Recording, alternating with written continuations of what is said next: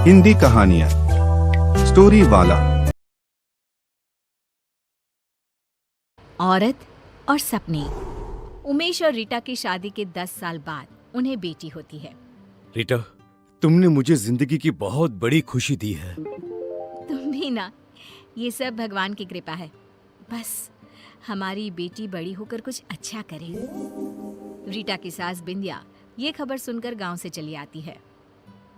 हम अब से यहीं रहेंगे, दादी पोती साथ में खेलेंगे। अपनी पोती का नामकरण भी हम ही करेंगे। आज से हमारी गुड़िया का नाम होगा सना। आओ मेरी गुड़िया, दादी के साथ खेलोगी ना। वक्त गुजरने लगता है, सना बड़ी होने लगती है। अब सना 10 साल की हो गई है। दादी पोती एक साथ एक ही कमरे में सोते हैं। एक रोज सना आधी रात को घबरा कर उठ जाती है।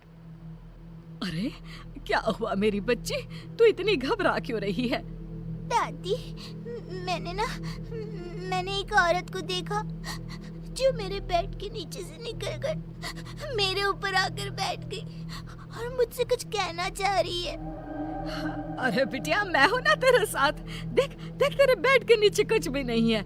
मेरी बच्ची आराम से सो जा। अगले दिन फिर वही सब होता है। फिर सना सपना देखकर उठ जाती है। दादी, सपने में फिर मैंने उसी औरत को देखा। वो फिर उसी तरह मेरे बेड के नीचे से मेरे ऊपर आकर बैठ गई है और मुझसे यहाँ से जाने को कह रही है। कौन हो सकती है और कोई तेरे सपने में क्यों आएगा? अच्छा बेटी, वो दिखने में कैसी है, तू बता सकती है? हाँ दादी, बड़ी बड़ी आंखें, गोल चेहरा, लंबे बाल, मोटी मोटी गाल, पतली दुबली, मानो जैसी कोई मॉडल हो। क्या? ये तो नीता है, लेकिन उसका तेरे सपने में आने का क्या मतलब है? दादी, ये नीता कौन है? अब कुछ नहीं मेरी बच्ची, तू सो जा। हाँ।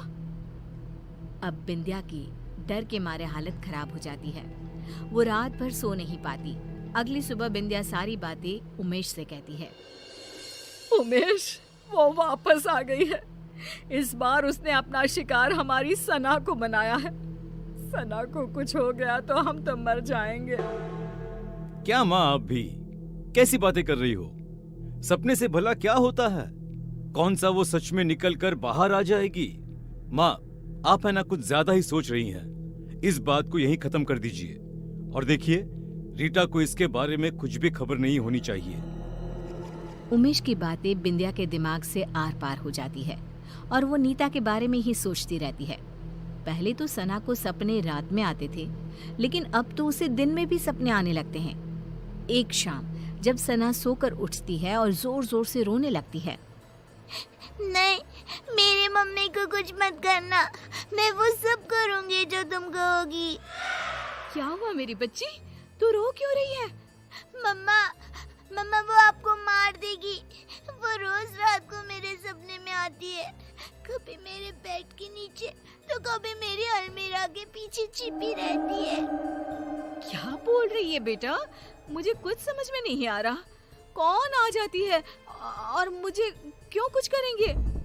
अम्मा, एक औरत मेरे सपने में आती है, मेरे बेड के नीचे से निकलकर मेरे ऊपर आकर बैठ जाती है और कहती है ये उसका घर है, वो आपको मार देगी क्योंकि आपने उसकी जगह छीन ली है इस घर में। बेटा, ऐसा कुछ नहीं है और सपने ना सच नहीं होते। आपकी मम्मा को कोई नहीं मार सकता। रिया सना को तो शांत कर देती है, लेकिन उसके दिमाग में ये सब चलने लगता है और वो अपनी सास को ये सब बताती है। ये सब मुझे पता है रीटा। तब तो आपको ये भी पता होगा कि वो औरत कौन है जो सना के सपने में रोज आती है, और आपने मुझसे ये सब क्यों छुपाया? हमें कुछ नहीं पता बहू, हमें तो लगा कि तुझे चिंता हो जाएगी, इसीलिए हमने तुझे नहीं बताया। सपनों का हकीकत का क्या मेल? नहीं मम्मी जी, इस सपने का कोई ना कोई मतलब जरूर है। अगली सुबह रीटा और बिंदिया किसी पंडित को अपने घर बुलाते हैं और सना को झाड़ा दिलवाती हैं और उसे सारी बात बताती है। उस औरत की आत्मा भटक रही है और कहीं ना कहीं उस औरत का इस घर से कोई ना कोई संबंध जरूर है। सना बिटिया को ही इसका तोड़ निकालना होगा और उससे पूछना होगा वो क्यों आई है और वो क्या चाहती है। रीटा सना को समझाती है कि उसे उस औरत से सब कुछ पूछना होगा। जब सब सो जाते हैं और सना को सपने दिखने शुरू हो जाते हैं, तब वो देखती है कि अलमीरा के पीछे से वही औरत झांक रही है और पंखे के ऊपर आकर बैठ गई है और वो सना को दिख रही है। सना उठकर बैठ जाती है। तभी वो औरत उसका गला दबाने लगती है और कहती है, बोला था ना, निकल जाओ इस घर से, ये घर मेरा है, नहीं गई तो दोनों माँ बेटी मरोगे मेरे हाथ से। कौन हो तुम? मुझसे और मेरी मम्मा से तुम्हारी क्या दुश्मनी है? इतने में ही सना डर से उठ जाती है और रोने लगती है। रीटा और बिंदिया उसके पास बैठी होती हैं। बेटा, तूने उससे पूछा या नहीं? इतने में ही उन लोगों को एक आवाज आती है, पूछा, लेकिन जवाब सुने बिना उठ गई, इसीलिए मुझे यहीं आना पड़ा। जोरों की हवा चलने लगती है, कमरे का सारा सामान गिरने लगता है और एक औरत सबके सामने आकर खड़ी हो जाती है। तुम कौन हो? बिंदिया, तू नहीं जानती मैं कौन हूँ? तू बताएगी इन लोगों को या मैं बताऊं? ये नीता है, एक मॉडल।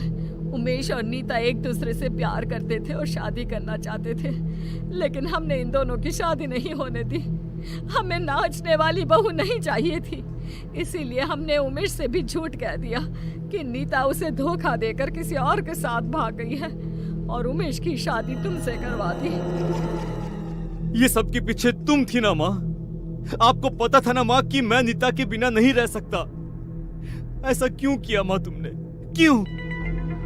मुझे लगा उमेश ने मुझे धोखा दिया है, इसलिए मैंने अपनी जान दे दी और अब उसकी बेटी के सपने में आकर रीटा और सना को इस घर से निकलवाना चाहती थी, ताकि उमेश को ये एहसास हो सके कि किसी अपने का दूर जाना कैसा होता है।